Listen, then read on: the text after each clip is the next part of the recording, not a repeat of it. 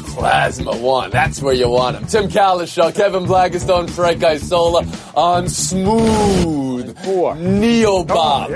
Jersey over your $10,000 suit jazz. 4 more years. Also, Fast Filthy 50 Burger, Demon Exorciser or Demon Awakener, and the Browns definitely considering Browning in the brownest way possible. What are they doing?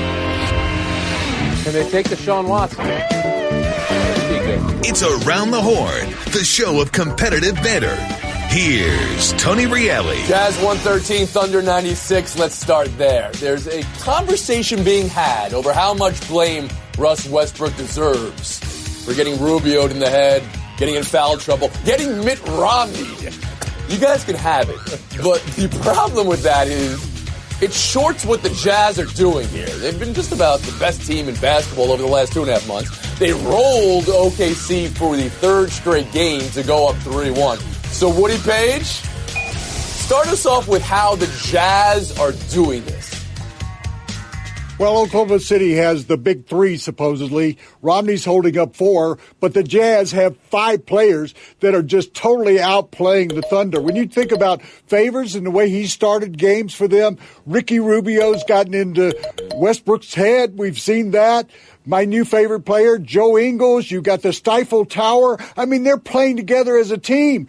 The Thunder can't even match that. They're not playing together even as individuals. So I think when you add, and I said to you last week, that home crowd in Utah is better than any, I think, including Oklahoma City. Number 2, when you've got a rookie that's scoring as many points in his first 4 playoff games as Michael Jordan did when he was a rookie, when you've got Rubio doing things that we haven't really seen out of him before, and guys coming off the bench and they're passing the basketball, which the Thunders are not doing. They're making 5 or 6 passes. Do you know that the Thunder went 22 minutes without an assist last night? Wow, we just went 2 minutes without a breath of oxygen from Woody Page, the veteran, scoring 13 first. Does anybody have anything else to add, or should we just move on here? Tim Kalishaw, please go ahead. We'll just go on to Baker Mayfield here. No, I'll say this about the Utah Jazz. Quinn Snyder's done a fabulous job. If you take their last half season, their last 41 games, mostly the regular season plus 4 playoff games, they're 33-8. They're playing at a ridiculously high level, like one of the best teams in the league. And they are very good, and they're great defensively. But when you saw that game begin and the Thunder scores, and you see Russell Westbrook is going to try to pick up Rubio 94 feet and not even let him get the first inbounds pass, you had to say, this guy's going to get in massive foul trouble. And sure enough, he had 4 before halftime. And once he had 4, not only couldn't he play defense, he can't even do what he does best on offense. He was out of the game. Mm-hmm. Kevin Blackistone, your view of it all. Well, the other thing you would say coming into this game, the best player on the floor was going to be Russell Westbrook. Here's a guy who's averaged triple-double for the last 2 seasons, but he's not the best player in this series. It's Donovan Mitchell, who continues to shine in the postseason just as he did all season long. And on top of that, and Tim referenced it, defense. These guys made adjustments, Quinn Snyder did after that very first game, and they have slowly but surely shut down everything that the Oklahoma Thunder can do well, especially with Westbrook getting into the paint and making things happen. Last game, they couldn't hit any threes. They shot less than 40% from the field, so that was trouble. And the other thing here, quiet as it's kept, Frank Isola's guy, Carmelo Anthony, all of a sudden looking very old. One of the reasons those assists were down was because he got the ball in open spots and wasn't hitting shots. Yeah. All right, Frank, your name has been invoked. How is this happening? How are the Jazz doing this? Well, the name that Kevin mentioned was Quinn Snyder, and I feel a lot better about voting for him Coach of the Year. He's done an unbelievable job. They were 19-28 didn't you? On January 22nd. And Donovan Mitchell, the debate about Rookie of the Year, a lot of it has been, well, is Ben Simmons really a rookie? And it's kind of done a disservice to Donovan Mitchell, the way that he's played, because we don't really get to see him that much. Look at what he's done over these 4 games. Kevin, once again, is right. He has dominated the series. And I got a huge problem with Russell Westbrook. You made this all about yourself going into this game, and then after the game you said, no, that's over with. I don't want to talk about it. No. That was one of the worst games you've ever had because you made it about yourself and Ricky Rubio, and that's one of the reasons your team is down 3-1. So when you consider the rust of it all, Frank, you believe he's the reason why they're losing the series? One of the reasons why they lost yesterday. Season low, 3 assists. That's the number Mitt Romney should have held up. Okay, because I want to talk about this. I'm not sure if it's being if too much is being made of it or not enough. All right, Russ, the reason for why the Thunder can't win this series, they can't make a run in the playoff here. When we saw what playoff P did in his first game and what he hasn't done the last 3 games, and Carmelo, please, what do you address the Thunder of it all? Sure. When you got a situation where, and Frank's absolutely right, that 3 assists is not going to get it done. His personal agenda last night overwhelmed what he was trying to do for the team. Billy Donovan, I don't think is helping whatsoever. You talk about Quinn Snyder. Donovan's being so out-coached in this series. He's not taking timeouts. He's not making the moves that he should be making. He's letting Carmelo So you would put it on Billy Donovan because I think we'd all agree that Russ didn't go crazy. Shots last night. That Russ went Russ. I mean, that's what he did. Tim Cowlishaw, you had to see that coming. Yeah, Russ gets over-criticized at the time, but not last night.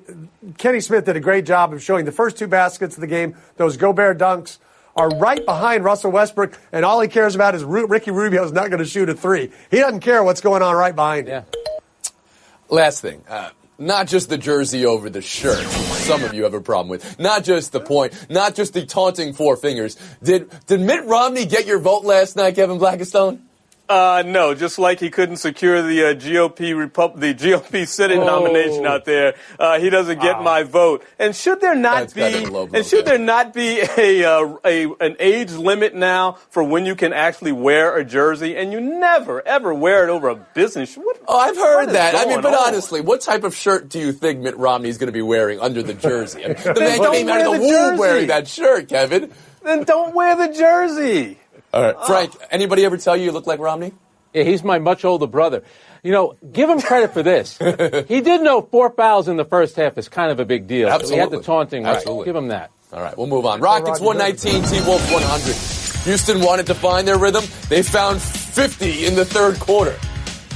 Is the second highest scoring quarter in playoff history enough for you to say the Rockets are back to being who they were this entire season, Kevin? Yeah, I mean, game 1, you figure that was going to be just one of those things that happens. Playoff team getting their legs under them. Game 3 was stunning because this was a team that the Rockets had killed all year long, and for them to get blown out basically in that game was a surprise. So they look like they're back to normal. 50 and a quarter tells you what, Frank? It was a freak show. That's absolutely what it was. Minnesota has not been great defensively, but Houston is absolutely capable of this. 14 of 23 overall, 9 of 14 on threes, 13 of 13 from the free throw line. They are so explosive. If they end up playing, and I know we're a long way away from it, playing Golden State, that's going to be a lot of brilliant offensive players on the court at one time. So they said they were looking for their rhythm, Woody Page. They got 50 in the third quarter. You say what? Yeah, that was what was interesting about it. They played 16 quarters, and they've had, what would you consider, about 3 good quarters? This was a team that I was beginning to wonder whether they'd even get to play the Warriors in the conference finals. And at least they showed us that they woke up and were playing more in that third quarter, exactly as they did during the regular season. If you looked at them in the first quarter, they didn't look like they belonged in this series. But you're playing against a team that's not any good, that barely sneaked into the playoffs. So don't give us that 2 games separating everybody else. They were at the bottom of that heap. And Anthony Davis Karl Anthony Towns hasn't showed up for 1 game still yet. Well, I love that you have Anthony's on your mind, but I am going to mute you because the difference between 3 and 9 was 2 games. I mean, that's the difference. Tim Cowlishaw, how about you? There are times I wonder about James Harden's greatness and whether he just has a keen understanding of the rules and the liberal interpretation of traveling and knows how to get away with it. But last night, that third quarter showed us how great he is. He outscored the Timberwolves in that quarter, made all but one of his threes, made all his foul shots. He showed how to dominate a game. Maybe you want to add something? You know, one of the things we were worried about with Houston was we were talking about them possibly meeting the Thunder. That's out of the picture now. Oh, nothing's out of the picture. I mean, that's out Frank, of the picture. I saw the last word. Well, I mean, Tim hit on it. James Harden and the combination of playing in Mike D'Antoni's system, his level of understanding the game and timing and rhythm, he is just at a different level. He's the MVP of the league this year. Okay. But Mike D'Antoni not the coach of the year because you already gave that award out earlier to Quinn Snyder. He's giving awards out. You see, I'm paying attention when you're talking here. Let's move on. This is the story of the night for hockey. Leafs 3, Bruins 1 to fight off elimination and force Game 7. Game was great, but much bigger than the game was this.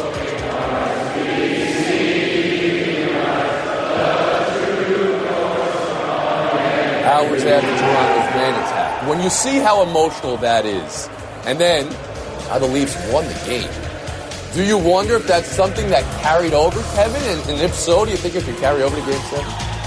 Well, I mean, we have seen a lot of teams play in the immediate wake of tragedies. And to me, that's what really stands out now, the world that we live in. And you just look at all of these stories, whether it's in Las Vegas with the Knights, or whether it's in Boston after the marathon, or whether it's in New York after 9/11, or the police shooting in Sacramento, and how teams kind of try to respond to this. I don't know that it's a carryover, but it's certainly something that is gripping, and we all wind up paying close attention to. Tim Kalishaw? Yeah, unfortunately, it happens too much. As KB mentioned, the Boston Marathon. These same two teams played a playoff game within a couple weeks of that tragedy 5 years ago. But this yesterday happening just hours before the game, just blocks away from the game. I mean, every spectator there and all the players had to feel it. And I'm sure there were those emotions, stayed with them throughout the game. Frank Isola? Really an incredible night for one of the best sports towns in all of North America. You guys mentioned Boston. The Celtics played the Knicks in the first NBA game in Boston after the marathon, and there was a ton of emotion in that building. But ultimately, the best team is going to win, and I still believe that in this series, Boston's a better team, so I don't think you'll see that emotion carry over. Woody Page. Yes, Frank, I'm sure you remember I was there in New York covering 9/11, and when they played in Madison Square Garden, the first sports event there, and the emotion there, and we've seen it over and over again, as Kevin pointed out. Sure, it had an emotional effect last night. I think it has an emotional effect on all of us. Toronto, not only a great sports city, but it's one of the best cities in North America. Now Canada's being touched by these tragedies that are happening in the United States. But, again, it won't carry over. What's going to carry over, those two goaltenders. They've been the difference throughout the series, and whichever one is able to stand on his side, Tony, that'll make the difference. Right. So you knew if you said stand on his head, you'd get muted because I mute the cliche here. So now we've got a whole different part of his body on the ice, and he's making saves, I'm lower body. Yeah, it's an upper body injury. We're going to take a break right here. Somebody mute us. We're buy or sell on the other side. Upper body, lower body. Around the Horn is brought to you by Pizza Hut, official pizza sponsor of the NFL. I just saved hundreds of dollars by switching to Geico. I feel like a whole new person.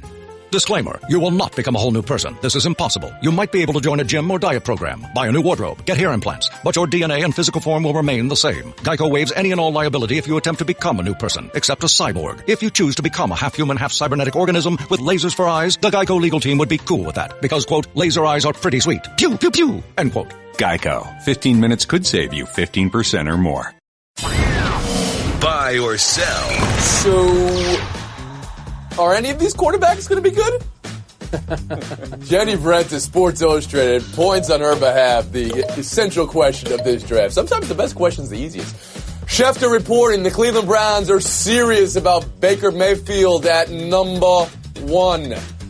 Definitely considering. Woody, buy or sell, definitely considering.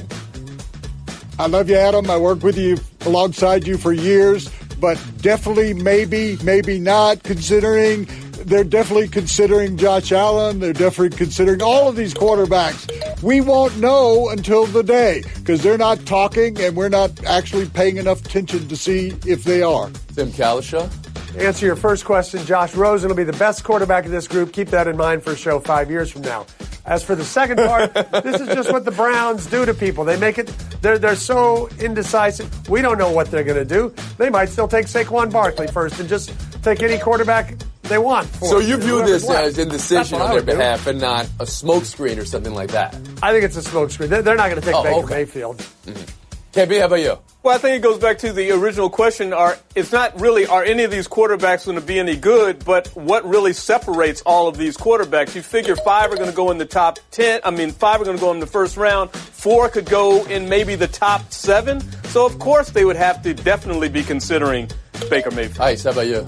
I definitely hope they pick the player that they believe can be the best quarterback. They've screwed this up before. They've passed over quarterbacks. If it is Baker Mayfield, and I tend to agree with Tim, I don't really think it is, watch every film on him, interview enough people, finally get it right for a change. Take 2. Take two. That's been said before. Sarah Spain said it on this show. I've read it somewhere else this week. You would take two quarterbacks with the first two picks, your first two picks, the first 4 picks of the draft. Sure, why not? Terrible. Why not? Because you get the rest of the team that doesn't win games to fill out your roster there. That's the why not of that, Woody Page. And you'd have the two competing with each other, and that could lead to everybody's downfall. We're going to move on. Fire Cell 2, Julio Jones in the case of the disappearing social media. Kevin, you're teaching young journalists. Are you teaching them how to monitor the social? Of course you've got to monitor social media. Okay, fine. It's like Deep Throat said. Follow the follows. Of course. Julio ghosted everything that had to do with the Falcons on the gram, skipped voluntary workouts. Tim, buy or sell that meaning anything? I got to buy it meaning something. I don't know what it means. I don't know if we're overly alarmed about these things. The question, though, would be why in the world would you do that if you're him, if it doesn't mean anything? And I don't know what that answer is. KB? Well, in this case, you got to sell it. It doesn't mean anything because the guy's under contract. He just signed a new one a few years ago, and so he can do whatever he wants to on social media. He's still going to be a Falcon come tomorrow. Isola? It's definitely something. His average salary is less than Antonio Brown, DeAndre Hopkins. Guess what? He should delete his agent because he's the one that signed the contract. This is him telling Atlanta, I want more money. Woody Page? Well, it does mean something. He's not showing up for volunteer workouts. He's deleting his social media. He's trying to say to them, here's the only leverage I got. I got to use it. I got to do what I can to try and get more money. So social media leverage, you think, is going to be something that can get the negotiation? Not at all. But we all try to do something that will offer us a little bit of leverage. Buy or sell 3, the Capitals not capitaling. How they went from down 0-2 with both losses in overtime to a 4-2 series win with all their history, all their baggage is one thing. How'd they get the Penguins now? Of course. After all that, another thing. Kevin, did the Caps exercise demons or awaken them? Well, I'm glad you asked me that because, this time they're coming in on a 4-game winning streak, right? Last year it was on a 3-game winning streak. Mm-hmm. And it's still the Penguins, and nothing is exercised until you beat the Penguins. So, of course not. Frank Isola? To me, they averted a massive roster shakeup. If they don't get out of the first round, this is it for this team. So it's not about what they did the first round. It's about that team they play next. I forget the name of them, the Penguins or something like that. Woody? That's the team. Yeah, let me give you 3 numbers, Tony. 6, 6, 7. And that's not coming from the devil or anything. That's how many games it's taken for Pittsburgh to beat them the last 3 years. And so they haven't exercised anything or exercised anything. Okay. They're just spinning on our heads right now. 7-6-7 is what it was, not 6-6-7. But close. You were close. Kalish, how about you? Yeah. They've definitely awakened them. The Penguins have won 5 Stanley Cups. There's only one team they've defeated every time they've won the Stanley Cup in the playoffs, and that's the Washington Capitals. But, hey, it's good to awaken. They got to do this sometime. Why not now? You're going to have to go through them, right, Tim? You might as well go through them now. I agree with you. It's amazing, You would have been all over them, Kevin, if they would have went out in the first round. They come back. They win 4 straight. They get to breathe one breath, and you're like, nah, you haven't proven anything to me. That's the team they got to beat. Woody Page, guys up there, going through some work with his. Take all around the horn off my social media. Researcher right there. I was waiting for the line, and there's Black and Stone. Kalish Isola. That'll be our showdown next. Tim Kalish, Frank Isola. Good luck in showdown. It's Bucks Celtics Game 5 tonight. Here's the question up for debate. Who would you rather be going in? Who would you rather be during? And who would you rather be after the game if you need to go get a bite to eat somewhere and you need a seat at a restaurant? Tim Kalish, go ahead. I see which way you're trying to lead the witness here with that photo, but I'd rather be Giannis. I'd rather be the Bucks. I think they win tonight. I think they take control of the series. And, yes, they'll find a place to get a meal somewhere near the Garden. I wouldn't mind being Giannis during the game, but I like to be Brad Stevens before, Al Horford after the game, because I'm going to have a great game. In any restaurant I walk into Boston, I'll get a seat, and maybe I also get a free meal. How about that? You reporters know all the great restaurants, don't you? I'm taking a point off for Isola for trying to get free meals in Boston. Kalish, you'll get a point Al there. We'll move on. Wearing a Dozier streak ends today's shirt. As Dozier extends his hitting streak to 24 games right before your eyes. How should that fan feel? What should his penalty be? And what are you doing with Dozier's streak, by the way, which is 24 games, but had that 6-month break in between because it started last year, Frank? You should get a Miguel Andujar shirt. That's what you should be doing. First of all, that's an ugly color. And if you're going to wear it to a game, own it. Wear it the entire game. You blew it. You made up the shirt. Didn't look good. We've had this situation before where streaks overlap years, and I don't think people really buy him. But this guy, just to get that shirt on TV, what did he buy all the seats around him? There's nobody around him. Oh. He's got like 3 rows to himself there in Yankee Stadium, just so he can get that goofy yellow shirt on. Kids in New York are in school, Do not excuse those empty seats at Yankee Stadium, Frank. You're going backwards right here. Kalishuk, 2 to -2. But this is for all the marbles here. Showdown 3. Dog, funnel cake. Dog, funnel cake. Dog, no funnel cake because man botches the toss. How should he feel? What should the penalty be? And are you endorsing dogs at the ballpark, Tim? I do endorse dogs at the ballpark. I don't endorse just throwing food at their nose. I mean, give him a chance. The dog's not expecting it. He probably doesn't really need it. It's covered in powdered sugar, let's be honest. But I love the idea of letting your dogs come to a ballpark. That dog looks like my dog, and I do the same thing. I feed him food that I shouldn't feed him. The only difference is my dog can catch. He's an Italian dog, good goalkeeper. What's your dog's name, Frank? Toss? Reno. Great name for a dog. You're not going to win the show, but you are going to get some clutch points here. Tim Kalishaw, taking the FaceTime. Hey, today's a big day in the life of Billy Clyde Gillespie. You all know him from his days coaching the Aggies and coaching Kentucky. He's getting a kidney transplant at the Mayo Clinic. Billy Clyde had quite a downfall in college basketball, as you know, and over the years had chronic high blood pressure. It was finally diagnosed that he needed a new kidney. A lot of it was self-inflicted. He will be the first to tell you that, but it's the wife of a longtime coach that he's known for 25 years who read a story by Brad Townsend in the Morning News and decided to be the donor, and that is happening today at the Mayo Clinic. So thanks to Erica Downey, and best of luck to Billy Clyde. Time well spent, Timmy. And look at that, 444 wins, 444 for the Jay-Z of this show. It must be